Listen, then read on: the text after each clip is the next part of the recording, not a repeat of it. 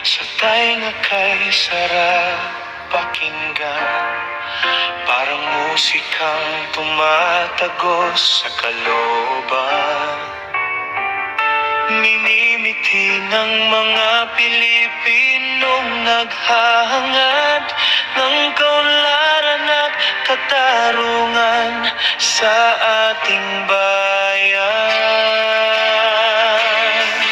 Ang kasaysayan natin ay isang gabay na marami pa rin ting nasasadlak sa hirap. Nababalot pa rin dilim ang buhay sa mga kadugong sakim sa pera at kapangyarihan.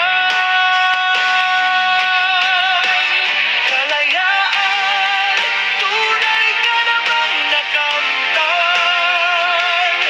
o isa ka pa ring pangarap na inaasam-asam mo. Kalayaan, ikaw ay pilit na ipinaglalaban sa bawat dugo, pawis at sigaw ng sambayanan.